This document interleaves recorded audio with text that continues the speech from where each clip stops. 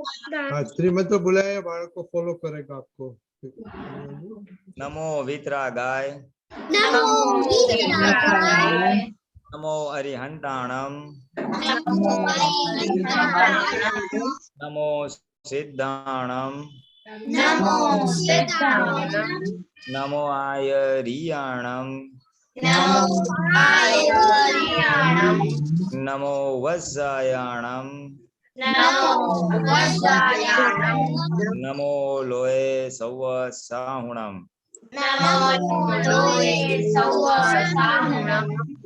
ऐसो पंचन मुक्कारो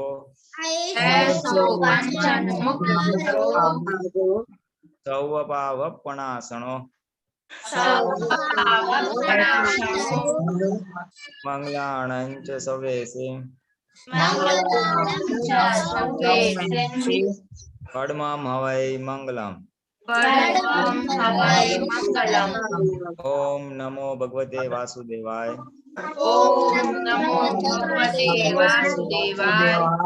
ओम नमः शिवाय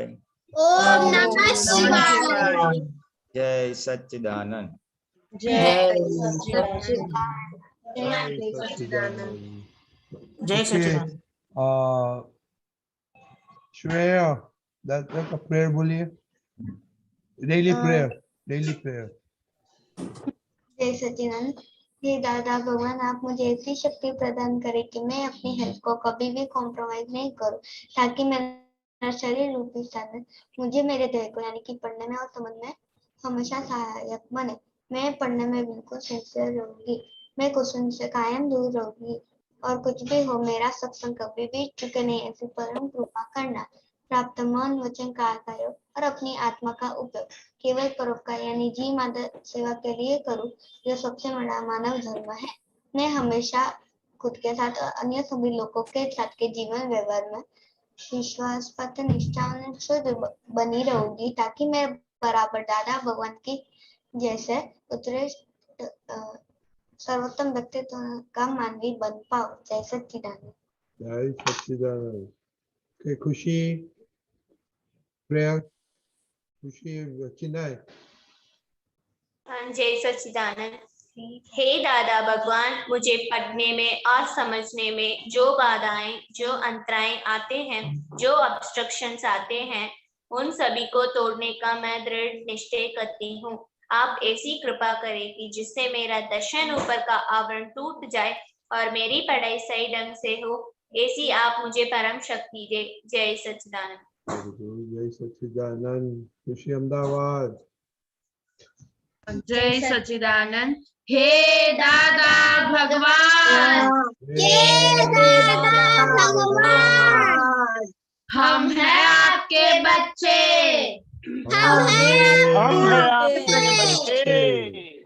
दिल के हैं सच्चे, फिर भी है कच्चे, काम करेंगे अच्छे अच्छे,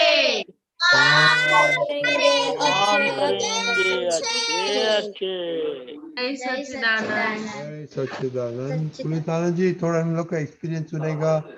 किसी को मालूम है होमवर्क क्या है? किसको मालूम है?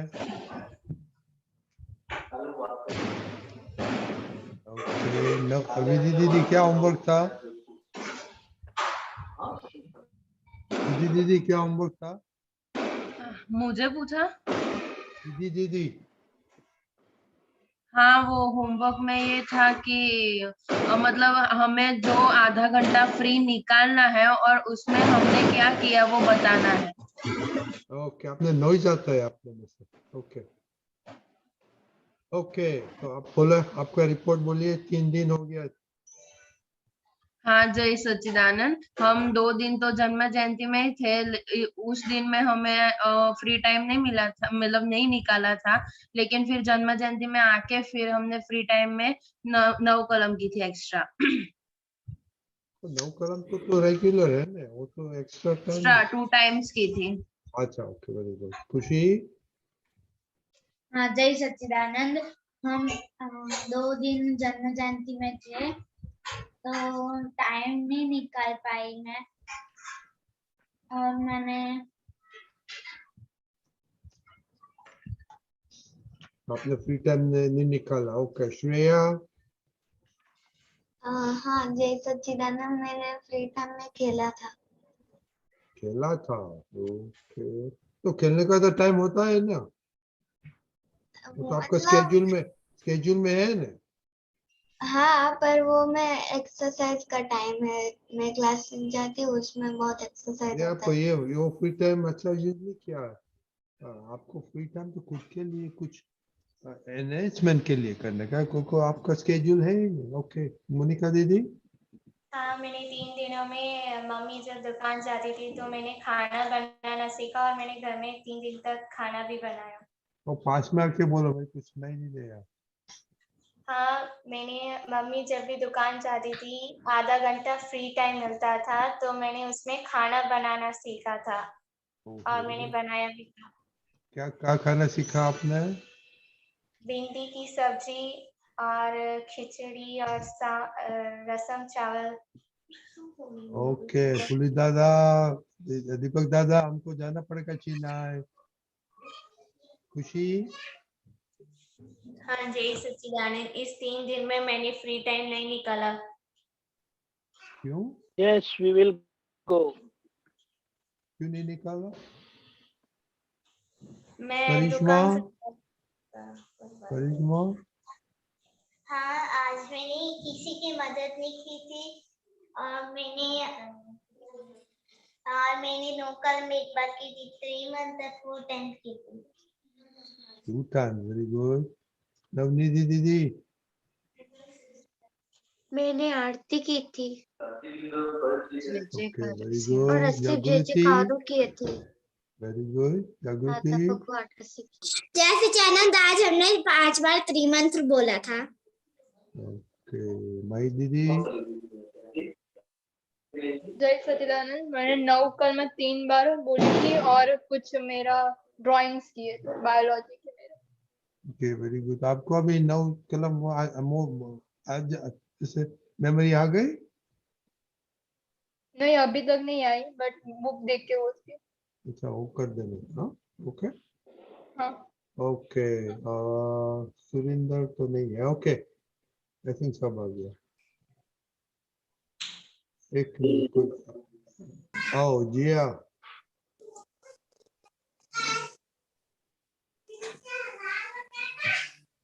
जिया। हाँ जिया दीदी। Surendra Kumar also. हाँ, जय सच्चिदानंद, दादा की जन्म जयंती में मम्मी अहमदाबाद गई थी तो मैंने घर का काम किया था। ओके तीर। हाँ, मैंने आज सारे सत्याग्रह किए थे और 5 बार त्रिमंत्र बोले तो 10 मिनट कीर्तन भक्ति की थी और नमस्कार विधि नहीं की थी। तो फ्री टाइम में ड्राइंग बनाए होने क्यों बताते हैं आप? बहुत अच्छा, वेरी गुड। ड्राइंग आपने दोनों श्रेया ने किया। श्रेया आपका फ्री टाइम में तो ड्राइंग किया आपने, वो भूल गए? देशु दीदी। जय सच्चिदानंद, मैंने 3 दिन में टाइम नहीं निकाला था, मेरा रिवीजन टेस्ट चल रहा था तो उसकी तैयारी कर रही थी। क्या चल रहा है? रिवीजन टेस्ट चल रहा है मेरा, तो इसलिए। और रिवीजन टेस्ट है सब सब्जेक्ट में? हाँ, सब सब्जेक्ट में एवरी वीक होता है। ओके सुरेंद्र भैया। मैंने अपने फ्री टाइम में स्टडीज किया, रिवीजन एग्जाम के लिए पढ़ाई की है बस। फ्री टाइम में कौन सा सब्जेक्ट पढ़ाई की आपने? Hindi. Hindi, okay very good. Okay तो पुलिस आनंद जी, ऐसा था कि महेश आनंद जी आया था ना, उसने बताया कि खुद के लिए हाफ एन आवर निकालने का free time which is beyond time table और सब कुछ, और उसमें फायदा लेने का अपना ज्ञान का और पैसा। तो ये अभी आपने सुना, तो दीपक दादा आप बोलेंगे, बाद में पुलिस दादा बोलेंगे। दीपक दादा। यस, ऐसा है ना, ये फ्री टाइम मिलता ही रहता है, लेकिन हम उसको पहचान नहीं पाते। और जैसे जैसे free time 10 minute, 50 minute, half an hour का उपयोग करना सीख लिया, तो वो हमें बहुत प्रोग्रेस करवाता है। और जो जो हमारे मिसिंग लिंक है ना, वो पूरी करने में बहुत मदद रूप हो जाता है। तो इस तरह से हम हमारा टाइम एफिशिएंटली यूज करने के सीख जाते हैं। यही सच्चिदानंद। यही सच है। पुलिस जी, आप अभी फ्री टाइम के बारे में थोड़ा बात करो। आपने सुना बच्चों लोगों ने क्या किया नहीं किया? ऐसा है कि टाइम ऐसी चीज है कि जिस चीज को हम महत्व देंगे उसके लिए टाइम निकलेगा। एक नियम है कि हमारे पास जितना काम है ना और जितना समय है उसका एक बैलेंसिंग होता है। आपके पास अगर 4 घंटे का टाइम है, जी यू आर ब्रेकिंग अप। और आपने 4 क्या घंटे का बताया? काम है तो 4 घंटे में हो ब्रेकअप जाएगा। आपने क्या बताया? एक मैं वीडियो ऑफ कर देता हूँ। ओके। ऐसा है कि अगर हमारे पास 4 हाँ? घंटे का काम है और 4 घंटा है तो हमारा उतने समय में काम हो जाएगा। अगर हमारे पास 5 घंटे का काम है और 4 घंटा ही है हमारे पास, तो उसका परिणाम क्या आएगा? तो कि वो 5 घंटे का काम 4 घंटे में हो जाएगा, 4 घंटे में हो जाएगा। और मेरे पास 5 घंटा है और काम तो सिर्फ 3 घंटे का है, तो वो 3 घंटे का काम करने में 5 घंटा लगेगा मुझे। उसको इंग्लिश में कहते हैं work expands to the available time. जितना टाइम है ना उतना टाइम में वर्क एक्सपांड हो जाएगा। अभी घर में फंक्शन होता है, शादी ब्याह, और एकदम शॉर्ट नोटिस पे 1 हफ्ते में करने का है, तो कितना फटाफट सब काम कर देते। काम तो 1 महीने का होता है लेकिन 1 हफ्ते में फटाफट कर देते कि नहीं। और अगर रिटायर्ड लोग है उनके पास काम कम और टाइम ज्यादा, तो वही काम करने में ज्यादा टाइम लग जाता है। और ये तो एक टाइम मैनेजमेंट की बात हुई। और दूसरा रहा खुद के लिए टाइम निकालना। वो तो जिस चीज का महत्व रहेगा ना उसके लिए टाइम निकलेगा ही। तो अगर स्पेयर टाइम नहीं निकलता है, वैसे मेरी समझ में तो ऐसा है, आप लोग आपके लिए टाइम तो निकाल ही रहे हो। आज के तारीख में जो आप डेली प्रेयर्स करते हो, जिसमें दिन कोई तो दिन में 3 बार प्रेयर्स करता है, सत्साधन करते हैं, तो वो आपके लिए ही कर रहे हो। तो आपके खुद के लिए आप ऑलरेडी टाइम निकाल ही रहे हो। इसके अलावा क्या टाइम निकालने की बात है तो मुझे मालूम नहीं है। खुद के लिए आप जरूर टाइम निकालते हो, सत्संग में बैठते हो, वो सब खुद के लिए ही करते हो आप। हाँ, वो So- पुलिस जी वो तो सब उन लोग का रेगुलर टाइम टेबल में है। तो महेश आज ने बताया था उस ऑन टॉप ऑफ दैट भी आप निकाल सकते हैं जैसा। तो दैट वो तो फिर बच्चे डिसाइड करेंगे, क्योंकि दूसरे चीज भी एक्टिविटी होती है ना, पढ़ाई है, खेलना है, एग्जाम की तैयारी है, घर में काम है, तो बाकी समय उसमें जाने वाला है। आप अपना अपना फायदा कर रहे हो, आत्मा का फायदा कर रहे हो, व्यवहार का फायदा, हेल्थ वगैरह जो आप बोल रहे हो, उसके लिए अगर आप रेगुलरली और सिंसियरली करते हो, then I think it is more than enough at this age. ये एज के लिए उससे ज्यादा जरूरत है नहीं। Unnecessarily you are pressure pushing up the children. तो अपना करने का है जो आप कर ही रहे हो। उसके अलावा अगर आप कर सकते हो तो it's well and good, nothing wrong. उसके अलावा अगर आप थोड़ा ज्यादा कर सकते हो तो करो, नथिंग रॉन्ग। हाँ, पर और आप ऑलरेडी कर ही रहे हो तो पुलिस जी अभी तो ये छुट्टी थी ना इसलिए बात मोर हाँ, एम्फेसिस। तो ठीक है, छुट्टी में बराबर है। छुट्टी में आपके पास टाइम ज्यादा है और एक्टिविटीज कम है, स्कूल वगैरह नहीं है, तो बराबर है, देन इट इज फाइन। तो भाई थोड़ा एडिशनल टाइम खुद के लिए निकालो। हाँ, छुट्टी है तो खुद के लिए थोड़ा एडिशनल टाइम निकालो, ऐसा बात बराबर है, देन इट इज परफेक्ट। तो बस आपने सबने अच्छी तरह से बताया। कि कैसा कैसा एक्स्ट्रा एक्स्ट्रा, किसी ने पढ़ाई की, किसी ने खाना पकाया, किसी ने थोड़ा एक्स्ट्रा 9 कलम की। दैट इज वेरी गुड, अच्छी बात है, अच्छी बात है। यानी बेसिकली द पॉइंट क्या है कि समय का वेस्टेज नहीं होना चाहिए, वेस्ट नहीं होना चाहिए, कुछ ना कुछ लाभ होना चाहिए खुद के लिए, फिर वो पढ़ाई का हो, पर्सनल लाइफ का हो, जो भी है, कुछ ग्रोथ होना चाहिए। यानी आपके कुछ, भले व्यवहार में कुछ ग्रोथ हो, जैसे इसने खाना बनाने को सीखा, या पढ़ाई में ग्रोथ हो, या इस तरह से जिसमें आपको वैल्यू एडिशन, आपका कुछ बढ़ता है, आपका या तो आपकी कोई टैलेंट बढ़ती है, कोई नॉलेज बढ़ता है, उसमें अगर यूज हो तो अच्छा है। वो आपके पर्सनल लाइफ में आपको बहुत हेल्प करेगा, और पढ़ाई या करियर में भी आपको बहुत हेल्प करेगा।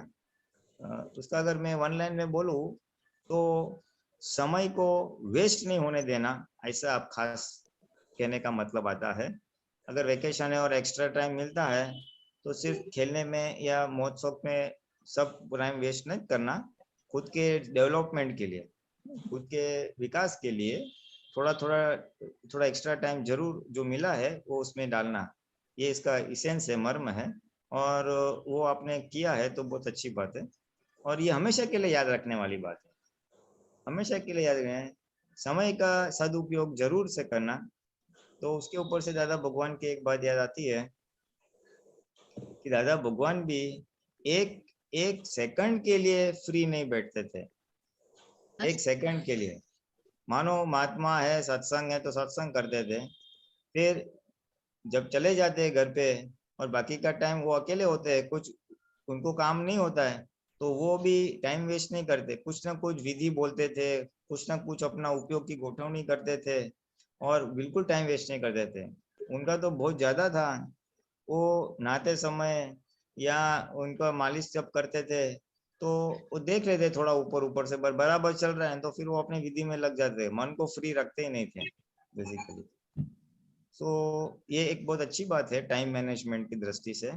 समय का हमेशा सदुपयोग करो, जिसमें खुद का लाभ हो, खुद की वजह से दूसरों को भी लाभ हो सकता है, किसी की सेवा की ना तो वो भी अच्छी बात है। सो या तो खुद के लिए वैल्यू एडिशन कुछ लाभ होता है, या दूसरों के लिए वैल्यू एडिशन, दूसरों को कुछ लाभ होता है। ऐसे तरह से समय का सदुपयोग हमेशा करना, हमेशा। आज किसी ने बोला है, आप तो ने बोला है, इसके लिए नहीं, ये एक सिद्धांत है, एक लाइफ लॉन्ग सक्सेसफुल पीपल का एक जिसको बोलते हैं ना, एक प्राकृतिक एक लक्षण होता है, एक पर्सनालिटी ट्रेट होती है कि दे ऑलवेज वैल्यू टाइम। क्योंकि समय एक ऐसी चीज है कि अगर एक बार वो बीत गई तो वापस नहीं मिलेगी। पैसा चला गया तो वापस मिल सकता है, सेहत बिगड़ गई वापस मिल सकती है, बट इंग्लिश में कहते हैं time lost is lost for ever, and if you can not manage time you can not manage anything in life. अगर समय एक बार बीत गया वो वापस आने वाला नहीं, इसलिए समय को जरा भी वेस्ट मत करो। और अगर आप अपना समय का सदुपयोग नहीं कर सकते, मैनेज नहीं कर सकते, तो जीवन में आपको अपने आप को मैनेज करने में बहुत दिक्कत आएगी। सो time is a very valuable commodity, बहुत कीमती चीज है। हम सबको मालूम है, हम श्वास लेते हैं तो हमारा आयुष्य तो कम ही हो रहा है ना। आज अगर आप मानो 5 साल का से मानो कोई 10 साल का है, कोई 15 साल का है अभी यूथ में से, तो हम सब बढ़ ही रहे हैं, हमारा उम्र बढ़ रही है और आयुष्य कम हो रहा है। सो इस जैसे मोमबत्ती होती है, उसको हम जलाते तो एग्जॉस्ट होती है ना, धीमे धीमे धीमे जीरो हो जाने वाली है। तो उसमें जितना प्रकाश है, जितनी मोमबत्ती की लाइफ है, उसकी जो उसकी हाइट है, उतने में अपने को काम निकाल देने का है। तो हमारा भी आयुष्य जो शरीर मिला है, जितना उसका आयुष्य कर्म है, जितना हमारा एज जीने वाले है, उतने में हमको मैक्सिमम काम निकाल लेने का है। ये सोचना चाहिए कि मेरा रोज आयुष्य कम हो रहा है, मेरा टाइम का जो कोटा है वो कम हो रहा है, मैं फायदा उठाऊं, वेस्ट ना करूं। तो इस तरह से अगर मैं कहूँ तो समय एक बहुत कीमती चीज है, उसका सदुपयोग करना चाहिए, वेस्ट ना हो उसकी जागृति रखनी चाहिए। तो उसे एक अच्छे व्यक्तित्व में भी हेल्प करेगा, व्यवहार में भी हेल्प करेगा, मोक्ष मार्ग में भी हेल्प करेगा। जय सच्चिदानंद। जय सच्चिदानंद। ओके, अभी खुशी, दीदी, जिया, सम्यक सब आप दादा की जयंती में गए थे तो आपका थोड़ा एक्सपीरियंस बोलिए, बाद में हम बड़े लोग का क्वेश्चन लेंगे। विधि दीदी। हाँ, जय सच्चिदानंद। हम जब लपकामण गए थे तो बहुत अच्छा एक्सपीरियंस रहा है। मैंने मतलब किसी भी जन्म जयंती में पूरा दिन नहीं बैठती और मतलब बैठ जाती हूँ तो भी घूमती रहती हूँ, लेकिन इस बार मैंने एक शब्द भी नहीं छोड़ा है। मैंने सारे मतलब सब सत्संग सुने हैं, सब पद अटेंड किए हैं, सब में पार्ट भी लिया था। मैंने बहुत मतलब एंजॉय की ये वाली जन्म जयंती। और सच में वो जन्म जयंती ऐसी हुई ना, मतलब दादा प्रत्यक्ष हाजिर हो गए थे और मतलब मुझे तो ऐसा अनुभव भी हुआ दादा वहां पर ही है, वहां पर ही हमारे साथ पद गा रहा है, सबको आशीर्वाद दे रहा है। मतलब मैंने सबकी सेवा भी की थी वहां पे, आपता पुत्र के रूम में भी थी, फिर सभी महात्माओं के साथ भी थी, गरबा भी बहुत खेला हमने, बहुत मजे किए हमने। और मेरा एक्सपीरियंस तो एक ऐसा भी है, मेरे ट्यूशन के सर है ना, मुझे 15 मिनट भी ज्यादा जाने नहीं देते, लेकिन मैंने रिक्वेस्ट की सर से, मैं एक दो सर ऐसा है मेरे दादा की जन्म जयंती है तो मुझे जाना है 2 दिन, तो ये कोई बात नहीं आप छुट्टी ले लो। तो उसमें एक क्या याद आया सत्संग में, कुछ एक चीज याद है? हाँ, वो मतलब निमेश आनंद जी वो दादा के मतलब गुणला गा रहे थे कि दादा भगवान बहुत मतलब ऐसे ऐसे। शोभा यात्रा में भी हमने मतलब बहुत मजे किए हैं। सच में मतलब दादा भगवान की जब जन्म जयंती होती थी तो वो 360 डिग्री हाजिर रहते थे उस दिन, और उस दिन हम दादा से जो भाव करते हैं, जो मांगते हैं, वो सब पूरे होते हैं। गुड। खुशी दीदी। जय सच्चिदानंद। मैंने मैं कोई दिन जन्म जयंती में या कोई भी सत्संग होता है तो मैं बैठती नहीं हूँ, पर मैंने जन्म जयंती में बैठी थी, गाए और गरबा खेला और हमने बहुत मजे किए और निमेश दादा ने जो सत्संग किया था वो भी सुना था। Very good. जिया दीदी। हम नहीं गए थे, मम्मी गई थी। ओ आई थॉट तुमने बोला कि आप अहमदाबाद गए। ओके, सम्यक आप गए थे, हमको फोटो देखा आपका। हाँ हाँ हाँ, हम गए थे। हाँ, हमको बहुत मजा आया और मैंने वहाँ सब पद जो हसमुख आनंद जी हमको देते थे वो हम सब महात्माओं को बांटते थे और लेना देना काम करते थे महात्माओं को, और बहुत मजा आई। और शोभा यात्रा में भी बहुत मजा आई, गरबा गाए थे शोभा यात्रा में और फटाके फोड़े थे। आप तो और दादा हाजिर प्रत्यक्ष हो ऐसा लगता था। Very good. तो आप वो शोभा यात्रा में कांति आनंद के पास खड़े थे, कांति आनंद ने क्या बताया आपको? शोभा यात्रा में हमने सुना, आप एक फोटो देखा आपका हाँ। वीडियो, तो आप कांति आनंद जी के पास खड़ा रहता। हाँ, हमारे घर भी रुके थे थोड़े दिन। आपका हाथ कैसे है अभी? अच्छा। अच्छा, ओह वेरी गुड। अच्छा, ओके ओके ओके। विधि जी आपको कुछ बोलने का है?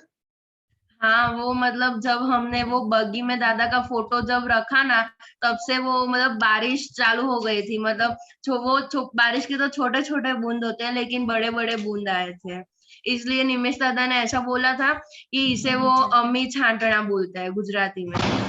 Very good, okay very good. जय सच्चिदानंद एवरीबॉडी। जय सच्चिदानंद। जय सच्चिदानंद। जय सच्चिदानंद।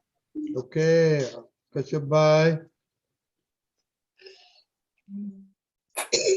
पता नहीं, जय सच्चिदानंद। रजनी जी जय सच्चिदानंद। पुलिनानंद जी जय सच्चिदानंद। दीपकानंद जी जय सच्चिदानंद।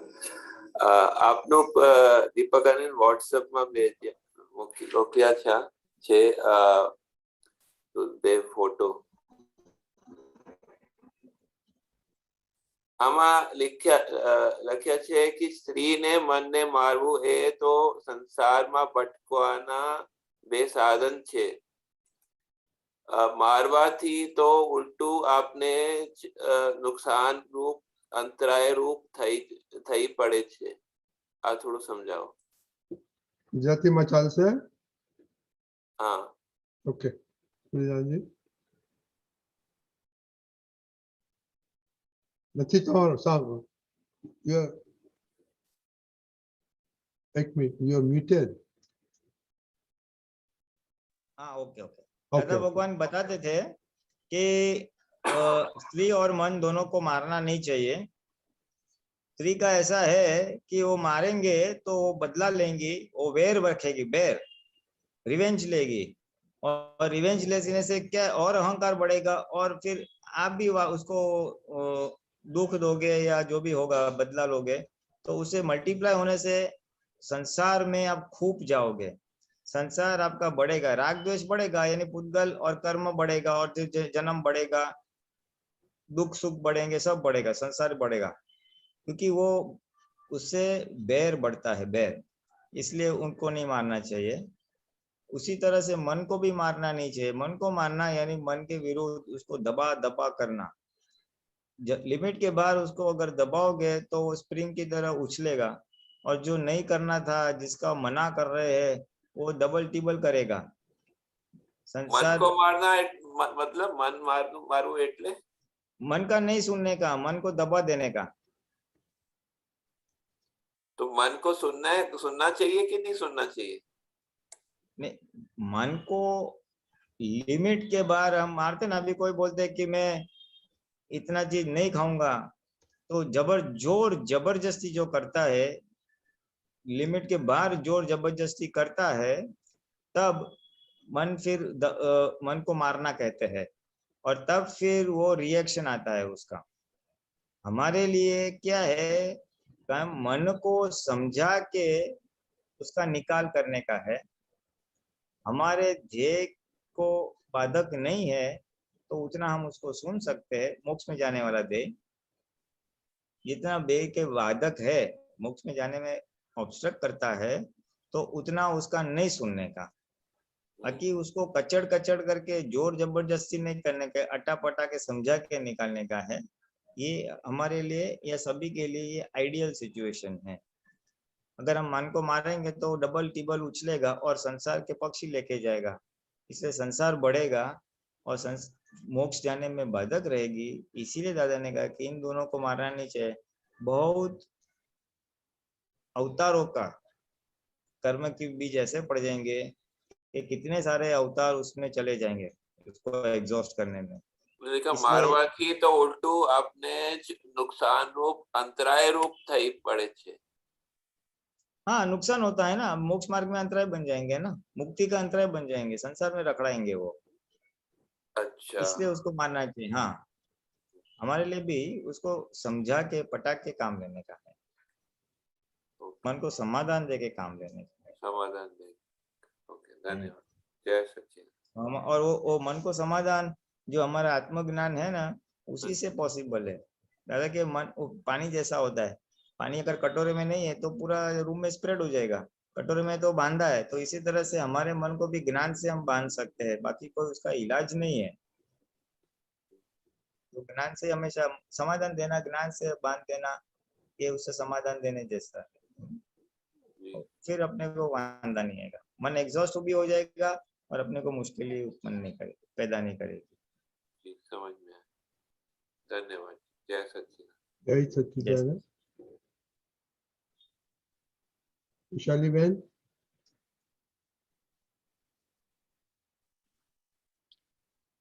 जय सच्चिदानंद रजनी अंकल, जय सच्चिदानंद पुलिनानंद जी, जय सच्चिदानंद दीपकानंद जी। पुलिनानंद जी, मारो क्वेश्चन गुजरातीમાં બોલું તો વાંધો નથી ને? ગુજરાતી જ છે। ઓકે, માય ક્વેશ્ચન ઇઝ, તમે હમણાં જે વાત કરી ને ટાઈમ મેનેજમેન્ટની નાના છોકરાઓ સાથે, કે ટાઈમ મેનેજમેન્ટમાં તમારો ટાઈમ સદુપયોગમાં વપરાવો જોઈએ, પણ પ્રકૃતિ જો એવી હોય કે એને મારે આ અચીવ કરવું છે, એમ્બિશિયસ પ્રકૃતિ હોય કે અહીંયા જાઓ ત્યાં જાઓ, આ કરી નાખું પેલું કરી નાખું, તો એને એ પ્રકૃતિને કેવી રીતે સમજાવવાની કે ક્યાં તારો ફાયદો છે? આઈ નો કે જ્ઞાનમાં ફાયદો છે, પણ એને હજુ સમજણ નથી પડતી, હજુ બેલેન્સ નથી આવતું, તો એ બેલેન્સ કેવી રીતે લાવવાનું? એટલે વ્યવહારમાં એમ્બિશન છે ને વ્યવહારનું બી કામ કરવું છે એવું કહો છો, એમાં બેલેન્સ લાવવાનું છે? રાઈટ, યા. નહીં, ઓકે, એમ્બિશિયસ પર્સન કઈ ને કઈ કર્યા કરશે, એટલે ટાઈમ વેસ્ટ કરવાનો પ્રશ્ન આવતો જ નથી. ખાલી એનો એફર્ટ્સ બધી સ્કેટર્ડ થઈ જાય એ બની શકે છે, કારણ કે બહુ બધું કરવું હોય તો. એટલે એમાં ઉપાય કેવો છે કે ફોકસ, કે really what you want to achieve, એ તમારો વ્યવહારનો બી ગોલ હોય તો એક ગોલ ઉપર ફોકસ કરવું, અને એ ફોકસ પછી એફર્ટ્સ ડાયરેક્ટેડ થાય અને ટાઈમ બી મેનેજ પ્રોપર થઈ જશે પછી.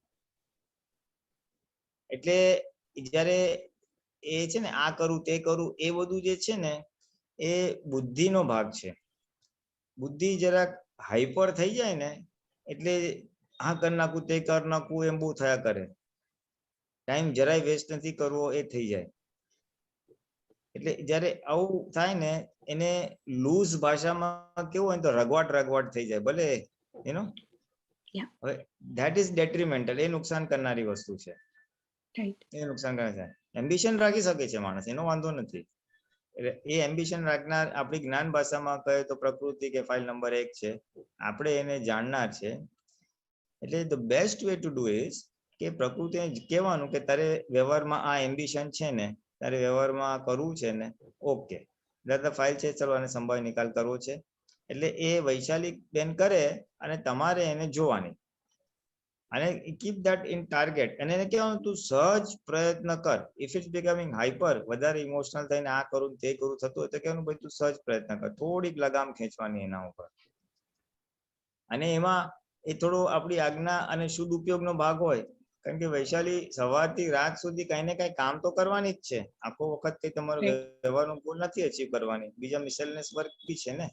એટલે એને કહેવાનું કે ચાલો આ બી એક ફાઇલ છે, સંભાવી નિકાલ કર. એટલે બધા જ કાર્યો ધીમેથી ઉપયોગપૂર્વક કરશો ને, એટલે જે ગોલ ઓરિએન્ટેડ એક્ટિવિટી છે ને એમાં બી એ ઉપયોગપૂર્વક થાય ને, એટલે જે હાઈપર ઇમોશનલ થઈ જાય છે એ ભાગ નહીં થાય.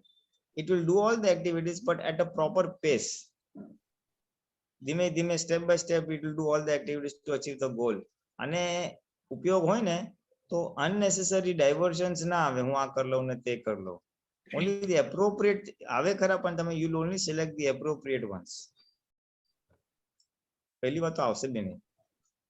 બુદ્ધિ હાઈપર મોડમાં જાય ત્યારે આ બધું થઈ જાય, આ કરી લઉં તે કરી લઉં ને બધું, પછી બેલેન્સ ના રહે કઈ, અને રિઝલ્ટ તો કઈ આવે જ નહીં. આપણે થાકી હુંફ જ ઓલું થઈ ગયા હોય, યુ ગેટ એક્ઝોસ્ટેડ મેન્ટલી.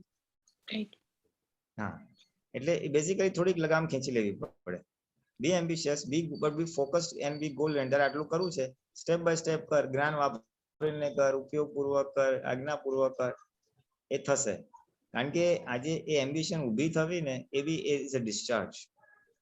એ પ્રકૃતિમાં એ એમ્બિશન એટલે એક પ્રકારની ડિસ્ચાર્જ થતી ઈચ્છા, બરાબર ને?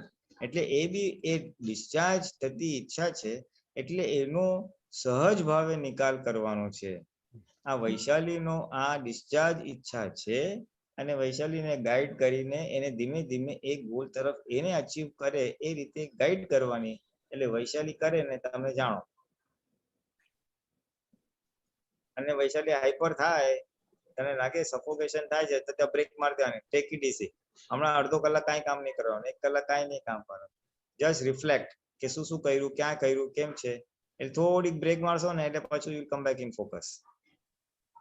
Very good. એટલે એ જ્યારે એ તમે જે ફોકસ કરવાની વાત કરી ને, હું માય સેકન્ડ ક્વેશ્ચન ઇઝ કે આ બધા વાત કરે કે ઉપયોગ મૂકવાનો, તો અમુક વસ્તુમાં ઉપયોગ મુકાય છે, પણ અમુક વસ્તુ ઓટો પાયલટ પર ચાલે છે, લાઈક ખબર નથી પડતી કોણ કરી રહ્યું છે, થયા જ કરે છે. તો પણ આ રીતે when you pull back, જરાક પાછળ ખેંચી લઈએ ને બ્રેક લે તો પાછું ઉપયોગમાં આવી શકાય, એવું કીધું તમે? હા, ઉપયોગ, હા, યસ.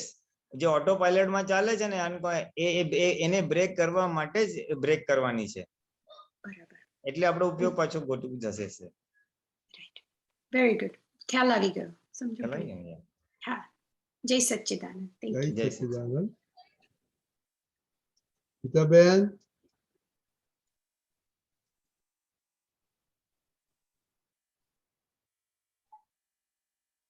ગીતાબેન,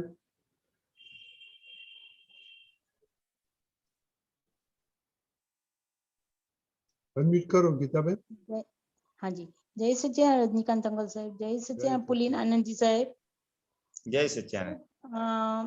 એવું તો અહીંયા એક જગ્યાએ દાદા ભગવાન કે છે કે જેનો તાતો ગયો એને આત્મા હાથમાં હાજર આવ્યો. જ્ઞાન મળ્યા સિવાય તાતો જાય નહીં, પણ તાતો એ જ અહંકાર છે. હવે એ અહંકાર છે એ એક જ હવે તાતો એમાં થોડું તાતા વિશે થોડું સમજાવો ને સાહેબજી જરા. હા, એ તાતો એટલે અહંકારનો એક પ્રકાર છે. તાતો એ જ અહંકાર, એટલે એ એકલો જ તાતો અહંકાર છે એમ નહીં, એ અહંકારને લીધે તાતો છે એમ કહેવા માંગે છે. હા જરા સમજાવો. તાતો એટલે કેવું છે કે ઓલું એને આમ કરી નાખ્યું, હવે હું એને જોઈ લઈશ. એટલે એ કરીને કોઈ નોંધ રહ્યો પછી હું જોઈ લઈશ. એનું જે મને કર્યું તો 2 મહિના પહેલા કે 2 અઠવાડિયા પહેલા, પણ એ આજે બી યાદ રહે. એટલે એ તાતો છે. એ ભૂતકાળની વસ્તુ વર્તમાનમાં ખેંચી લાવો છો અને એની જે અસર થાય છે એ તાર છે, તાતો છે. એટલે એ ખોટી માન્યતાને લીધે છે ને, આપણી રોંગ સમજને લીધે છે. એને કરતા જોયો હોય એટલે કરતા જોયો. એટલે રોંગ માન્યતા, એ રોંગ બિલીફ, એટલે એ વ્યૂ પોઈન્ટ થી એને અહંકાર કયો. એ ડિસ્ચાર્જ અહંકારને અસર કરે છે ને. બરોબર છે. બાકી જો ત્યાં જ્ઞાન હાજર થઈ જાય કે એ હતું, એ વ્યવસ્થિત, એ નિર્મિત, એ રીતે થાય તો પછી ઓલું કે એને જોઈ લઈશ, એને બતાવી દઈશ, એ ભાગ રહે નહીં. ખોટું કર્યું, એને આમ ના કરવું જોઈએ, એ ભાગ રહે નહીં.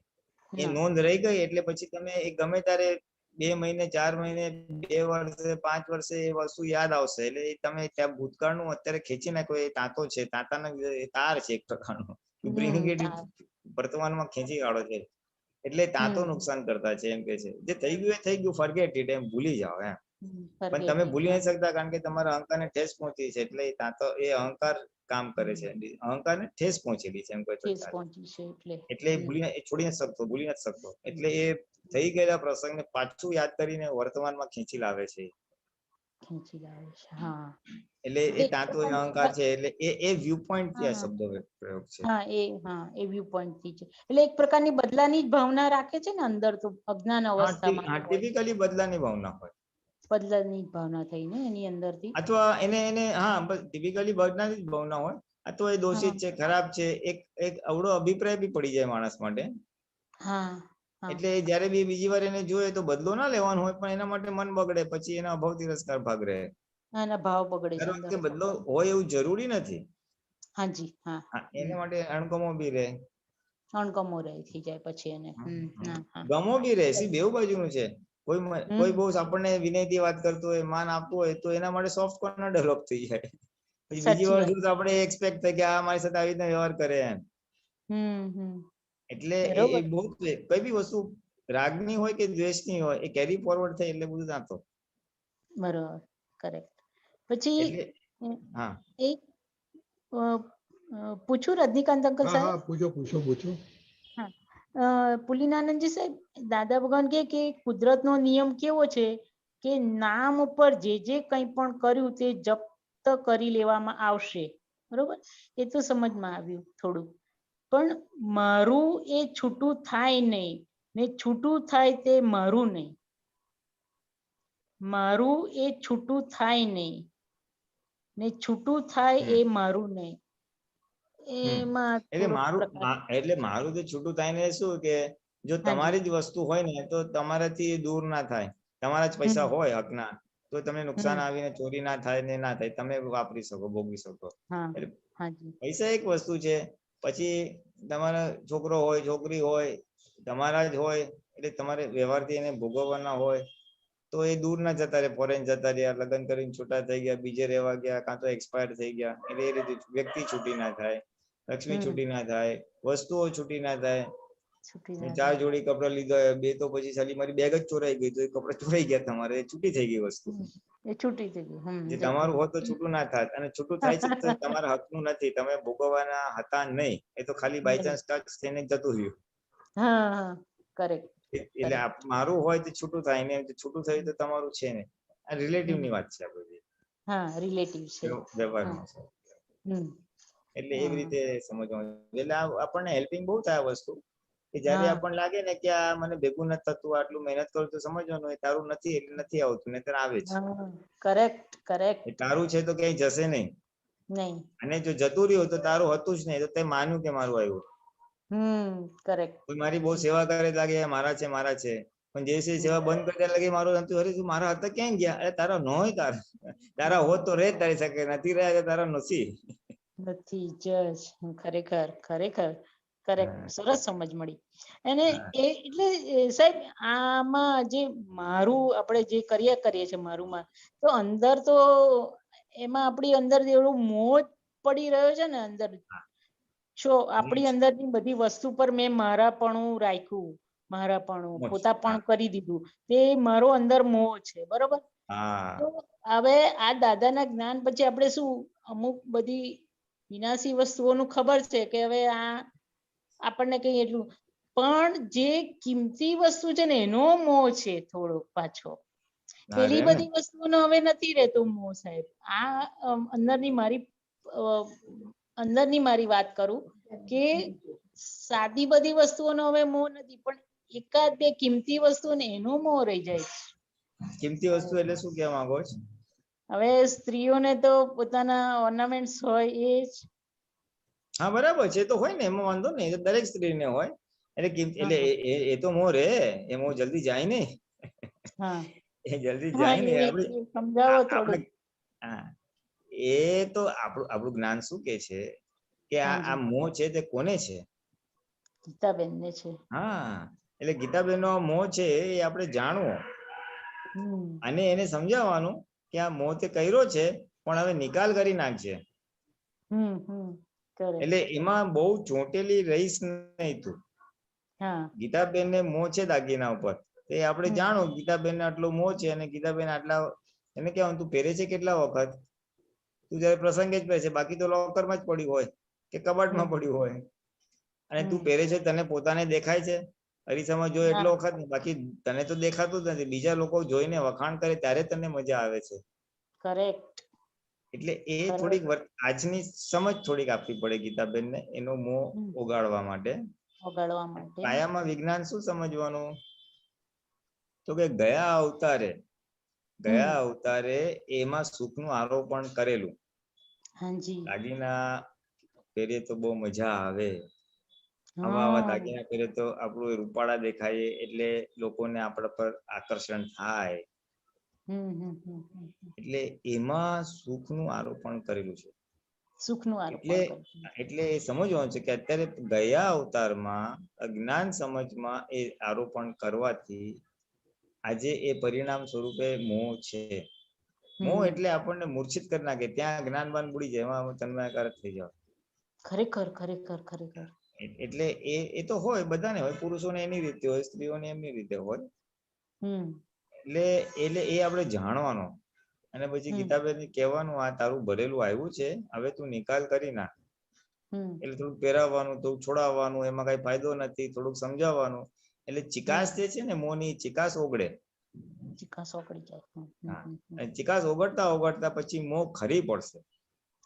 મારી ઠોકીને બંધ ના થાય કોઈ વસ્તુ. મનને મારવાની વાત હમણાં કરી ને એના જેવું છે. હવે કાલથી દાગીના બંધ ના પહેરાય, મને કઈ જોતું નથી, મોહ બંધ. એ મારી દબાયેલું કહેવાય બધું એવું છે. એટલે એનો નિકાલ કરવા છે. કંટ્રોલ્ડ ડિસ્ચાર્જ હું કહું છું ઘણી વાર એને. કંટ્રોલ ડિસ્ચાર્જ એટલે શું? મારો મોહ ડિસ્ચાર્જ તો કરવાનો, પણ બેફામ ફાટી નહીં નાખવાનું. દાગીનાનો મોહ હોય તો તમારે દર અઠવાડિયે પહેરવાનું કે એવું બધું નહીં. એમ તને પહેરવાનું પ્રસંગે પહેરજે, પછી મૂકી દેજે. એમાં શું છે, ચાલે એમ હોય તો નહીં પહેરતી, એમ હટાવી પટાવીને એને ડિસ્ચાર્જ કરવાનું, પણ એમાં ભળવાનું નહીં. હજી સમજણ આપીને દર વખતે પહેરો. અથવા દર વખતે કોઈ ડિસ્ચાર્જમાં એક્ઝિક્યુટ થતો એટલે રૂપકમાં આવતું હોય ત્યારે આ ના હો, જો આ ખોટું છે એમ પ્રત્યાખ્યાન કરવાના.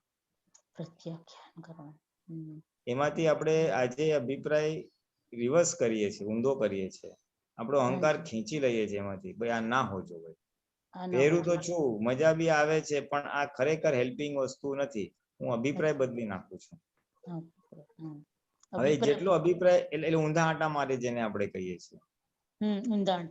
હા, હવે એ થાશે ખરું દાદા કે તું બીડી પીએ છે, સિગરેટ પીએ છે, પણ સિગરેટ ન પીવાય, ન પીવડાવાય, પિતાનું બધે એવું અંદર બોલીને પીજે, એટલે તું એમાંથી અભિપ્રાય ખેંચી કાઢે છે, એટલે એનો આધાર ખેંચી નાખે છે, ડિસ્ચાર્જ મોહ નો આધાર ખેંચી કાઢે છે. હા, આધાર ખેંચાઈ જાય છે. અને જાગૃતિ હોય તો જ થાય, નહીતર ના થાય. ના થાય. એટલે આધાર જેમ જેમ ખેંચાતો જશે એમ ધીમે ધીમે એ મોહ રૂપકમાં આવશે અને ખરી પડશે, આવશે ને ખરી પડશે. અને આજે તો બહુ મજા આવી દાગીના પહેર્યા કે કઈ બીચે બી મોહ હોય, અને આમ બહુ સરસ છે, કરવા જેવું છે. તો તમે હજી ને ટેકો આપ્યો એટલે એ ડિસ્ચાર્જ થવાને વાર લાગશે હજી એને. પણ પુલિનાનંદ સાહેબ એવું આમાં થાય છે ગીતાબેન ને કે એને હવે પહેરવાનો તો બહુ પહેલા બહુ શોખ હતો, ત્યારે બધું પહેરી લીધું હતું, પણ હવે બધું પહેરવાનો શોખ નથી, પણ એટલું અંદર એટલી ગાઢ થઈ ગયું છે કે આટલું ગીતાબેન પાસે છે, આ છે એ જ બહુ મને દુઃખ આપે છે કે આટલું મારી પાસે છે, એ રહે છે બસ હવે મને. બસ તો ગીતાબેન ને કહેવાનું, તને લાગે છે તારી પાસે છે, જો તું જતી રહીશ પછી ક્યાં જશે? સોનું શું કહે છે, કાં તો તું રહીશ કાં તો હું રહીશ. હા, કરેક્ટ. કાં તો ચોરાઈ જશે તો તું રહીશ અને હું નહીં રહું તારી સાથે. બરોબર છે, કરેક્ટ. કાં તો તું મરી જઈશ તો પછી એ જતું રહેશે ને હું રહીશ. હા, એને એમ સમજાવવાનું બધું. હા, આપણે એટલે જે ઓલું ગાઢ ભાગ છે ને, મારું છે કે મારી પાસે છે, એ શું છે, એ એક પ્રકારનું આધાર છે, સુખ નો આધાર છે. મારી પાસે સોનું તો છે ને, અવલંબન છે, અવલંબન, આ ટેકો. એટલે એ રે જ્યાં સુધી દરેક વ્યક્તિને પોતાના પૂતગલ ઉપર મોહ છે ને, ત્યાં સુધી એ પૂતગલના મોહ જે છે, ખાવાનો, પીવાનો, ઓઢવાનો, પહેરવાનો, એ બધું રહેશે.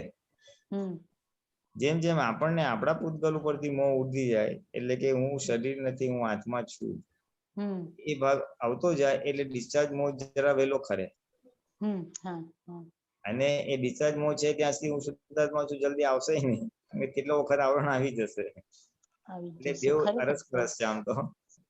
સોનું જોતાની સાથે જ સ્ત્રીઓ બધું ભૂલી જાય. કોઈ એને નેકલેસ આપે તો એના માટે સોફ્ટ કોર્નર ઊભું થઈ જ જાય. અરે વાહ, કારણ કે એમાં સુખનું આરોપણ કરીને લાવ્યા છે. દાગીના તો જોઈએ, દાગીનામાં બહુ મજા આવે. ગીતાબેન સમજાવવાનું, એટલે મોક્ષે જવું છે અને હજી તને આ વિનાશી ચીજમાં આ સુખ લાગે છે. હા, બરોબર. સમજાવવાનું, બંધ નહીં કરવાનું, કારણ કે બંધ થશે પણ નહીં. ના, બરોબર. પણ એ અભિપ્રાય તૂટતો જાય ને પછી મોહની ચિકાસ ઘટતી જશે. પહેરશો પણ રસ વગર પહેરીને છોડી દેશો, પહેરશો છોડી દેશો, પહેરશો છોડી, એટલે મોહ ઉત્પન્ન થશે પણ તમને આવરણ રૂપ નહીં કરે. બરોબર. કોઈ વખાણ કર્યા તો એટલી અસર નહીં કરે, કોઈ કે આ શું એક ના એક તું પહેર્યા કરે છે, તો ક્રિટિસાઇઝ કરશે તો બી દુઃખ નહીં થાય, વખાણ કરે તો દુઃખ નહીં થાય. એટલે પહેરશે કરે પણ અસર મુક્ત થશો તમે. અને પછી એ આફ્ટર સમ ટાઈમ એ મોહ નો ભાગ ઓછો થઈ જશે, પછી પહેરવાનું મન બી નહીં થાય. એટલે એ મોહ ને આ રીતે નિકાલ લાવવાનો છે. નિકાલ લાવવો પડશે કોઈ, કારણ કે એ છે ને એ ચાર્જ કરેલા પરમાણુ છે આપણે, એટલે એ ડિસ્ચાર્જ તો થશે જ, અને ડિસ્ચાર્જ વખતે ઇફેક્ટ આપશે જ. ઇફેક્ટમાં આપણે બળતા નથી, આપણે અભિપ્રાય બદલે છે, એટલે આપણી જાગૃતિ, આજના જ્ઞાનની જાગૃતિ વધારીએ છે. આ ખોટું છે, ફાયદો નથી, શું મજા આવી. એટલે નીકળતી વખતે આપણે અંદર ઢસડાઈ નહીં જાય, તન્માયકાર નહીં થાય. એટલે આવે જાય એમ કરતા ડિસ્ચાર્જમાં જશે, આપણે નુકસાન બી નહીં કરે, અને આપણે એનાથી છૂટા રહીશું. બરોબર. સરસ સમજ મળી, આજે મોહ વિશે બહુ સુંદર સમજ મળી. પુલિનાનંદજી સાહેબ, જય સચ્ચિદાનંદ. જય સચ્ચિદાનંદ. અમિતાબેન. જય સચ્ચિદાનંદ. જય સચ્ચિદાનંદ અમિતા. જય સચ્ચિદાનંદ. એક સૂત્ર આવ્યું છે દાદાજીનું સન્ડેના, જેને આવેગો ન જોઈતા હોય તેને દરરોજ સવારે બોલવું કે હે દાદા ભગવાન, આવેગો મારે નથી જોઈતા. મને આવેગ માટે સમજવું છે. એટલે બહુ લૂઝ ભાષામાં કહો ને તો આપણે એક્સાઇટ થઈ જાય ને એકદમ જ, આમ કરી નાખું, તેમ કરી નાખું, ચલો ચલો ફટાફટ કરી નાખું, આમ નુકસાન થશે, તે થશે, એ હાઈપર એક્ટિવ થઈ જાય ને, હાઈપર ઇમોશનલ થઈ જાય એ બધા આવેગો કહેવાય. વેગ એટલે નોર્માલિટીમાં બધો વ્યવહાર કરો, નોર્મલ ફ્લોમાં ઉઠવું, બેસવું, ખાવું, પીવું, બોલવું, ચાલવું, વિચારવું બધું એમ. પણ જરાક વધારે હાઈપર થઈ જાય, આમ કરી નાખું, તેમ કરી નાખું, હવે શું કરશું, આમ થશે તેમ થશે, આવેગ કહેવાય. અને હવે જીવન ખલાસ થઈ ગયું, હવે મરી ગયા, હવે કઈ થવાનું નથી, મરી જવું છે, તો એ ઉદ્વેગમાં જતું રહે. એથી આગળની સ્ટેજ પછી ઉદ્વેગ થઈ જાય. આ ડિસ્ચાર્જ થતી પ્રકૃતિનું એક વર્ણન છે, નેગેટિવ સાઈડ નું વર્ણન છે. નેગેટિવ સાઈડ બરાબર. વેગ એટલે દાદા શું કે વેગમાં રહેવાનું છે, એટલે નોર્મલ ફ્લો માં રહેવાનું છે. પણ ક્યારેક આવેગ આવી જાય એટલે જરા હાઈપર થઈ જાય, સ્પીડ વધી જાય એની, આમ કરીને હું તેમ માનું આવું છે તેમ છે. એટલે મને હવે આવેગમાં આવું નથી, ઇમોશનલ થઈ જવું નથી એમ. રાઈટ. એટલે એ પેલા તો સમજાય કે આ નુકસાન કરે છે ને આ નથી કરવું. એટલે આપણે નક્કી કે હવે મારે આવેગમાં આવવું નથી. ભાવના કરશો એટલે તમને આવેગમાં ન આવવું કેવી રીતે એના સોલ્યુશન્સ મળશે. બરાબર. કયું જ્ઞાન વાપરવું, કઈ સમજ વાપરવી, જેથી કરીને ડિસ્ચાર્જ થતી વખતે એમાં ભળીએ નહીં અને એ ધીમે ધીમે એનો ફોર્સ ઘટતો જાય, એટલે આવેગનો ભાગ ઘટતો જાય, ઇમોશનલ પણનો ભાગ ઘટતો જાય. એટલે ઇટ મીન્સ જે આપણને વિચાર આવે નેગેટિવ કે આમ થશે તો આવું થશે, આમ થશે તો આવું થશે, કે આવું કરવાથી આવું થશે, એ જે નેગેટિવ થોટ આવે છે એને આવેગ કહેવાય? ના, એ તો નેગેટિવ થોટ છે, એની ઇન્ટેન્સિટી વધી જાય, એની ફ્રીક્વન્સી વધી જાય, જોર શોરમાં ચાલુ થઈ જાય, આપણને હેરાન કરી નાખે. ઓ બરાબર. આખા હલાવી નાખે એને. બરાબર, એને આવેગ. હા, વિચાર તો બધા ને મને આવે, આમ થશે તેમ થશે, પણ જયારે એ આપણને આખું સફોકેશન ના લેવલ પર લઈ જાય, આપણને ગુંગળાવી મારે, ઇન્ટેન્સિટી ની વધી જાય, ત્યારે પછી આવેગ નું સ્વરૂપ ધારણ થઈ જાય. બરાબર. બારીમાંથી પવન આવતો જ નોર્મલ, પછી વધારે આવે તો પછી ઓલું વાવાઝોડું એના જેવું. બરાબર. જય સચ્ચિદાનંદ. જય સચ્ચિદાનંદ. બેન જય સચ્ચિદાનંદ પુલેનાનંદજી, દીપકાનંદજી, રજની.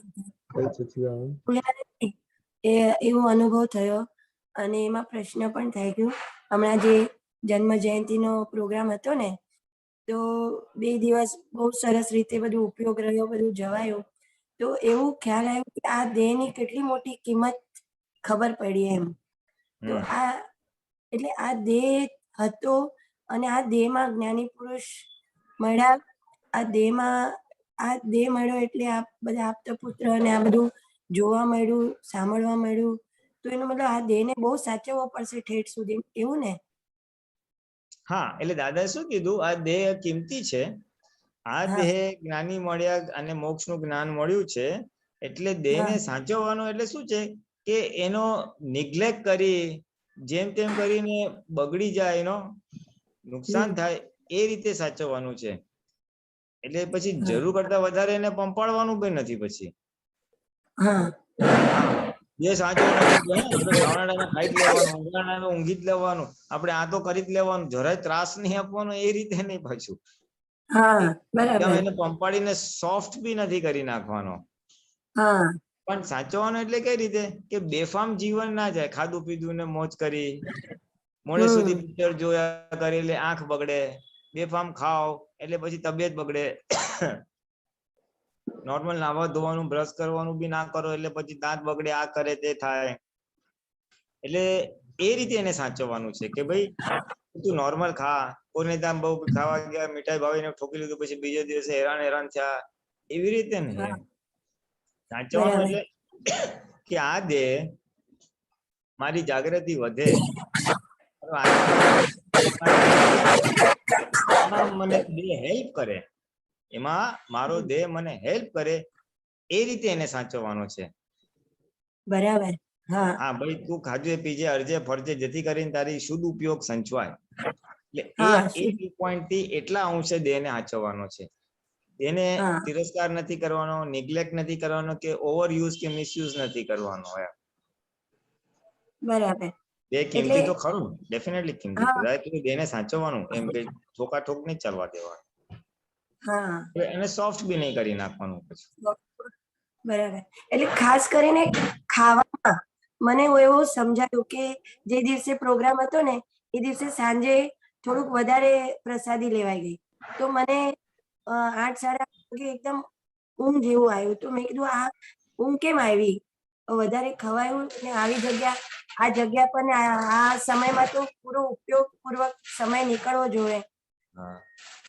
તો ઊંઘ કેમ આવી? તો ખબર પડી કે આ દેહને આવી રીતે સાચવવો પડશે કે આ ઉપયોગ ચૂકાઈ જાય ના પોસાય આપણને હવે એમ.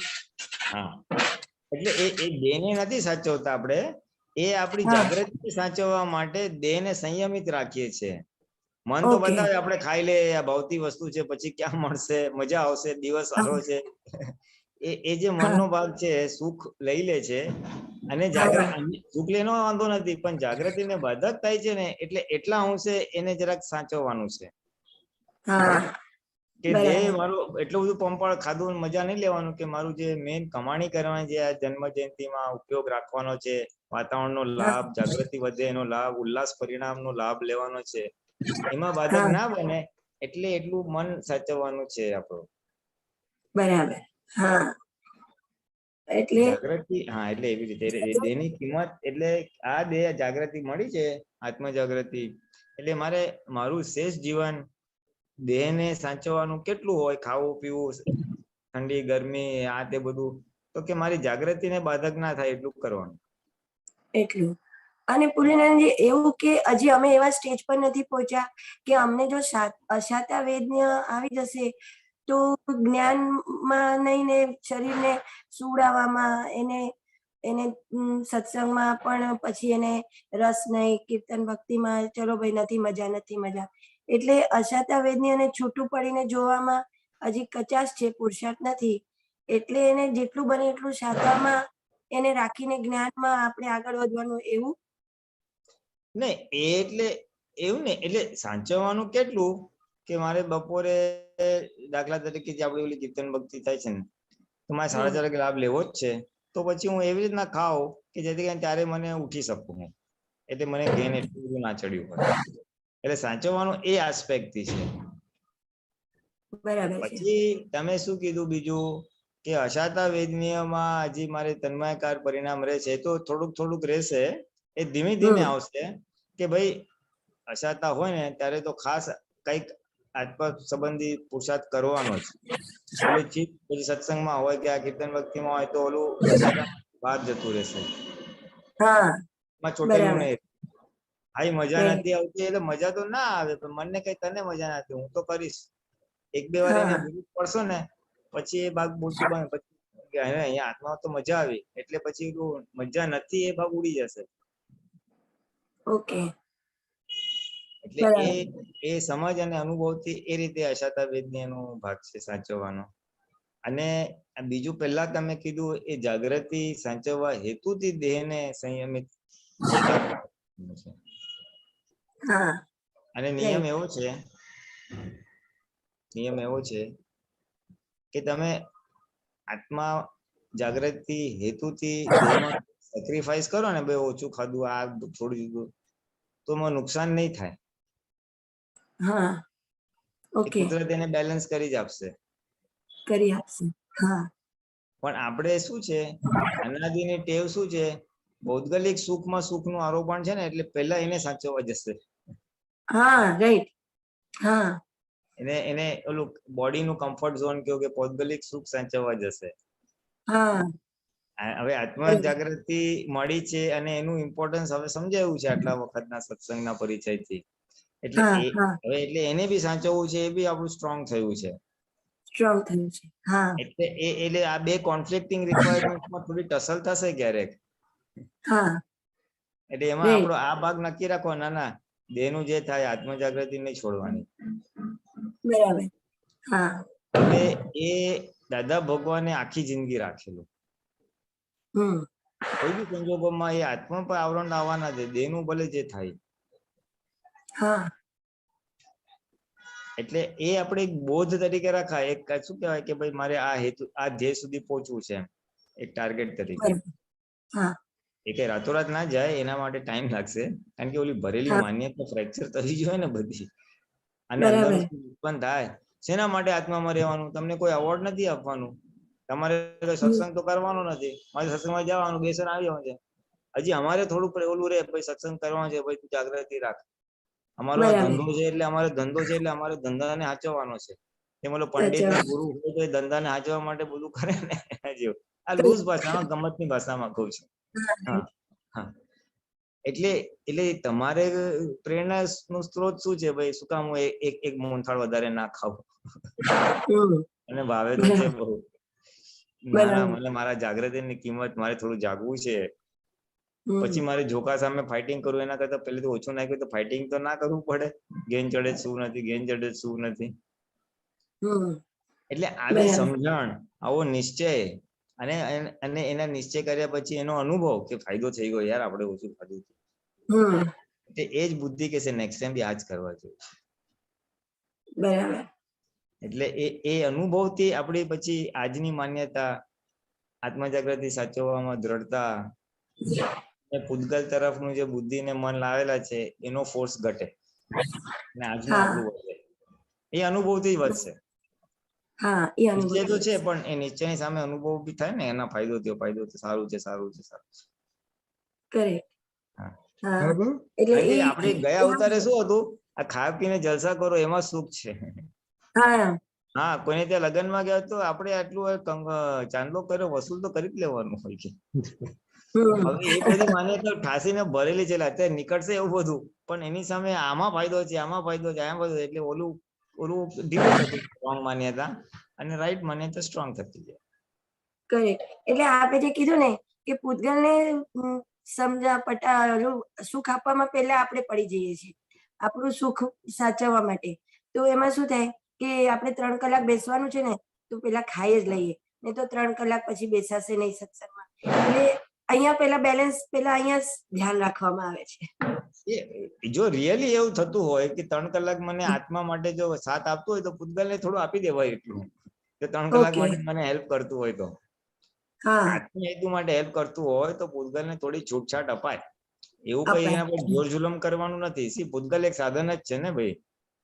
પણ એ ક્યારેક આપણને ઓલામાં કરી નાખે છે, શું કહેવાય, આપી દીધું હોય પછી ગેન આપે છે, તો કે અરે આ ન ખાધું હોત તો સારું થતું. એવું થઈ જાય ક્યારેક કે ભાઈ આ અંદરથી કોઈ ચીટિંગ કરાવે છે એવું થઈ જાય. હા, એટલે જો આપણે એમ લાગે કે અંદરથી ચીટિંગ કરે છે તો બીજી વાર જાગૃત થઈ જવાનું. તો બોલે છે પણ એમાં કઈ તારી ભલી વાર નહીં, હું તારું સાંભળીશ નહીં. હા, કરેક્ટ. એવું થાય છે. સરસ. એક સેકન્ડ, એ છે ને આમાં કેવું છે કે આપણે ઓલી આત્મજાગૃતિ સાચવીએ ને તો પૂતગલ એની મેં સંચવાઈ જશે. એ કુદરતનો નિયમ છે, પણ એ અનુભવ થાય તો આપણા ભાઈ વાત પર શ્રદ્ધા બેસશે. કરેક્ટ. Very true. હા, જય સચિદાનંદ. સતીભાઈ,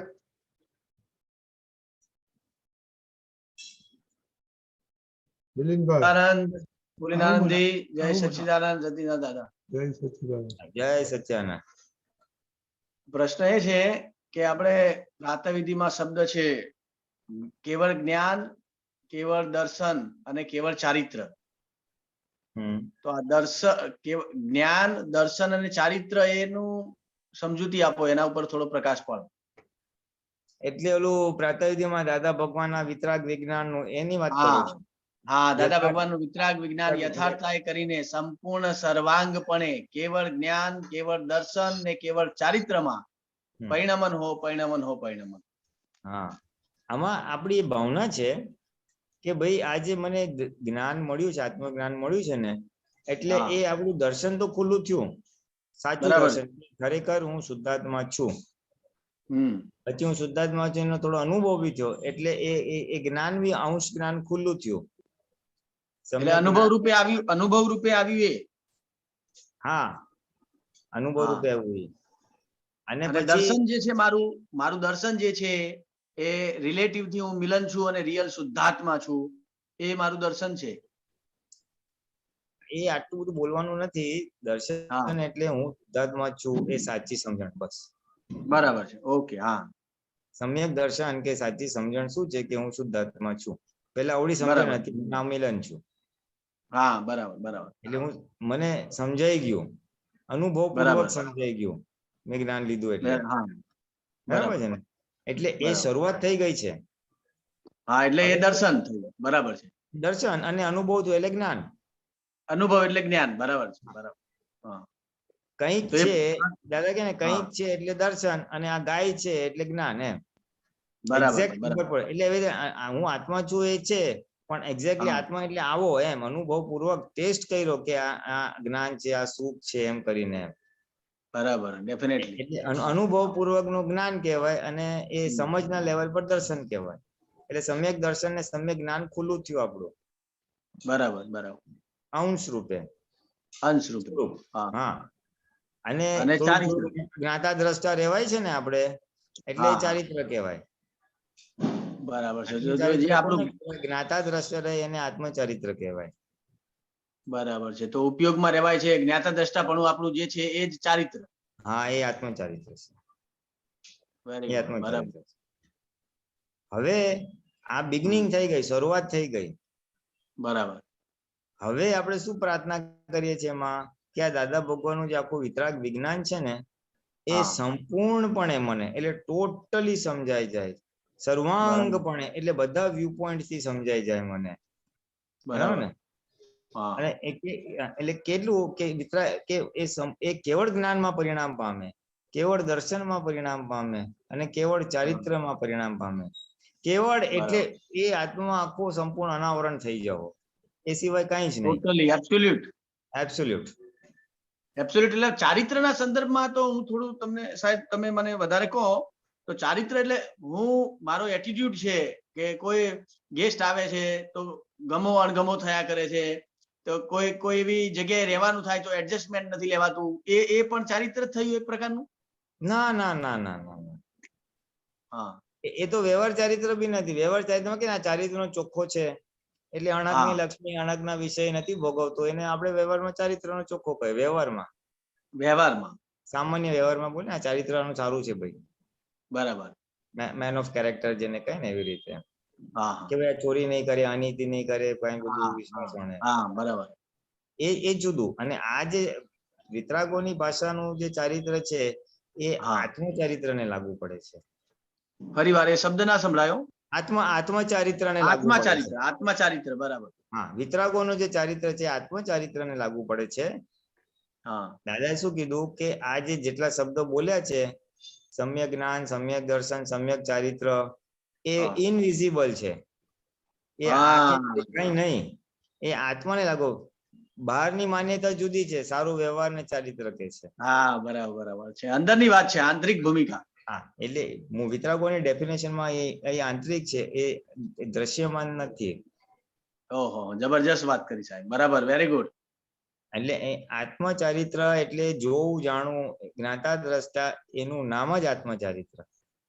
બરાબર છે, બરાબર છે. આ ફોડ પડ્યો નવી સાહેબ. પણ આપણે એકચ્યુઅલી શું થાય છે, હવે ચારિત્ર શબ્દને આ રીતે હું તો સમજેલો, પણ હવે આજે તમે ડેફિનેશન આપી તો દાખલા તરીકે મારામાં એ વીક પોઈન્ટ છે, કોઈ પણ વીક પોઈન્ટ મને દેખાશે એમ, તો પછી એને જોવાનો જ છે ને મારે, અને લાંબે ગાળે એ નિર્મૂળ થશે એવું કહી શકાય? ના. તો તમારે લાંબે ગાળે મોક્ષે જવું છે? ના ના ના, મારે તો એટા મોમેન્ટ જવું છે. એટલે એવું નહીં બોલા. અમારા દોસ્ત દેખાય એને જોવાનું વાત બરાબર છે, પણ જોવું કોને કીધું? આ લોક ભાષામાં જોવું ને બહુ નીચલી ભાષામાં લઈ ગયા છે. જોવું એટલે જ્ઞાને કરીને પ્રકૃતિથી છૂટા રહીને પ્રજ્ઞાના પ્રકાશમાં જોયેલા ને જોયું કહેવાય. ઓહો સાહેબ, આ ડેફિનેશન ફરીવાર એક વખત બોલો, ફરીવાર. એ જ્ઞાને કરીને પ્રજ્ઞાના પ્રકાશમાં પ્રકૃતિથી છૂટા રહીને પ્રકૃતિને જોવું, એને જોવું કહેવાય. આ તો બુદ્ધિથી જોઈને જોયેલા કે છે, આપણે ઇન્દ્રિયથી જોયેલા કે છે. બરાબર, રાગદ્વેષ વાળું જોયેલું કહેવાય. એ ભગવાનની ભાષાનું જોયું નથી. જોયેલું ના કહેવાય, એબ્સોલ્યુટ ના કહેવાય. બરાબર. જોવું, જાણવું કે જ્ઞાતા દ્રષ્ટા જે બોલીએ છે એ જ્ઞાન, આત્મજ્ઞાનનો પ્રકાશ, આત્મજ્ઞાનથી જોયેલા ને એ જોયેલું કહેવાય. આત્મજ્ઞાનના પ્રકાશથી. બરાબર, બરાબર. હા, એ છૂટા રહીને. આ તો હું પૂતગલમાં રહીને પૂતગલને જો ફૂલીને આઈસ્ક્રીમ ખાય છે, બુદ્ધિથી જોયેલું કઈ જોયેલું ના કહેવાય. હા, બરાબર. ખરું જોયેલું હોય ને તો એ તો વાળી શકે, કારણ કે પૂતગલથી છૂટો હોય. ચાલ નથી ખાવાનું તારે આઈસ્ક્રીમ, ચાલ ટીવી નથી જોવાનું. હવે એ તો જોઈ છે, એમાં શું છે? હું એને જોઉં છું ને, એટલે તમે એની સાથે સહમત છો. એટલે બરાબર બરાબર સાહેબ, એ યથાર્થ જોયેલું નથી. એ જ થાય છે, એ જ થાય છે. હા. એ કહું છું ને, એ વિતરાગ વિજ્ઞાન એક જ ભાવના રાખવા જેવી છે કે હે બરાબર. દાદા ભગવાન, તમારું વિતરાગ વિજ્ઞાન તમારા અંતર આશય મુજબ હું સમજુ. બરાબર બરાબર. એટલે અક્રમ વિજ્ઞાનના પ્રણેતા કોણ? મિલનભાઈ, હુ ઇઝ ધ ઓરિજિનેટર? દાદા ભગવાન. હા, બાકીના બધા એની નીચેથી જ છે ને, જેટલા છે બધા એની પાસેથી જ પ્રાપ્ત કરેલા છે ને નિમિત્તો બધા, આજે જે બી હાજર છે એ. હા હા હા, બરાબર. હા, એટલે આપણે follow the leader, not the follower. હા હા, ફોલો ધ લીડર. એટલે કહેવાનો મતલબ, એટલે એવી રીતના હવે નિમિત્ત તો અત્યારનું પ્રત્યક્ષ જ જોશે, એવું કઈ નથી.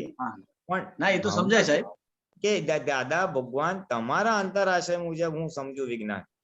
હા, આજે ગીતા લોકો સમજે છે, પણ એ કૃષ્ણ ભગવાનના વ્યૂ પોઈન્ટ થી નથી સમજતા. હા, દાદા ભગવાને પેલું કહ્યું કે તું બધા ધર્મ ત્યાગીને મારામાં આવ, એટલે ભાઈ તું ઇન્દ્રિય ધર્મ ત્યાગીને આવ. તો લોકો વ્યવહાર ધર્મ ત્યાગીને આવવાની વાત કરે છે, વૈષ્ણવ ધર્મ. હા, બસ એ જ મહત્વનું છે સાહેબ. જે સાયન્સ છે એની પાછળનું, એ સાયન્સ આજે વિજ્ઞાન, વિતરાગ વિજ્ઞાનનું પણ સાયન્સ નહીં, એનો વ્યૂ પોઈન્ટ સમજવાનો છે, શું કહેવા માંગે છે. તો વ્યૂ પોઈન્ટ ને સાયન્સ અલગ જ છે પાછું. એટલે કયા વ્યૂ પોઈન્ટ થી કહેવા માંગે? સાયન્સ તો ભાઈ હું તમને સાયન્સ ના નામે તો ઘણું બધું ઊંધું પતાવી શકું છું. મારો વ્યૂ પોઈન્ટ હું પીરસી નાખું છું ને, મારા વ્યૂ પોઈન્ટ પ્રમાણે સાયન્સ આ છે.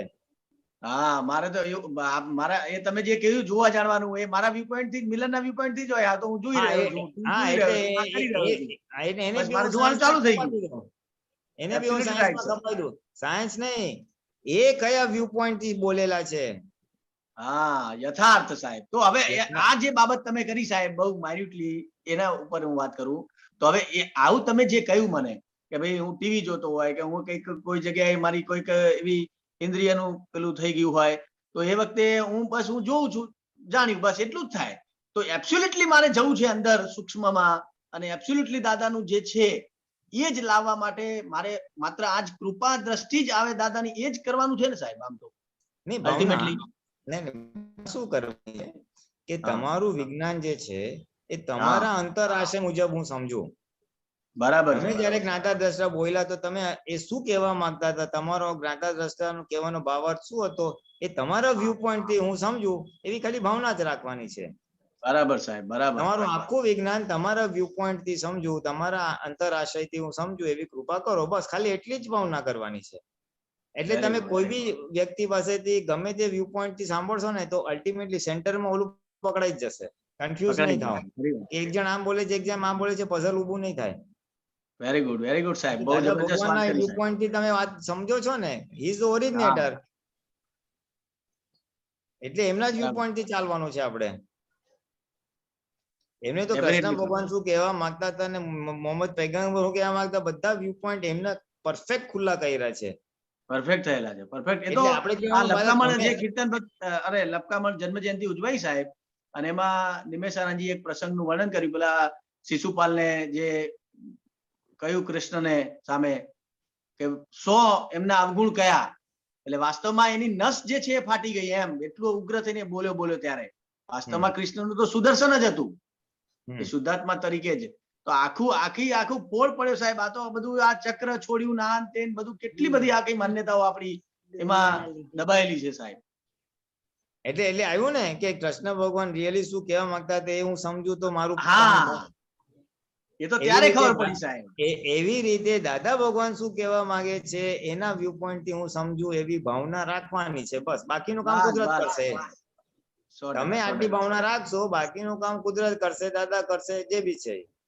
બસ આશીર્વાદ આપજો સાહેબ. બસ તમારું ઇન્ટેન્શન ક્લિયર હશે ને, બાકીનું કામ કુદરત કરશે. Definitely sir. ખૂબ ખૂબ આભાર. સરસ સાહેબ.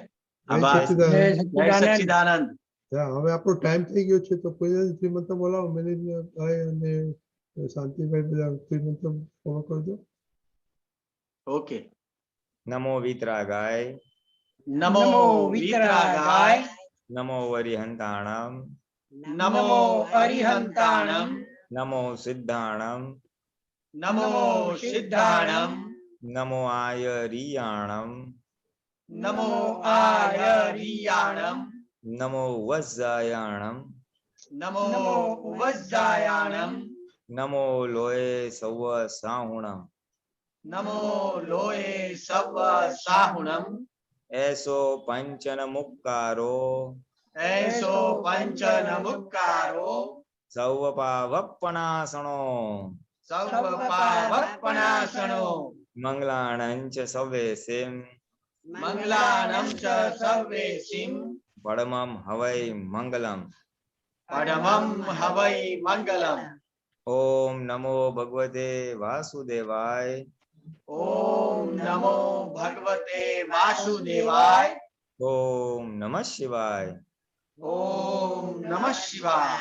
जय सच्चिदानंद जय सच्चिदानंद जय जय सच्चिदानंद। सच्चिदानंद।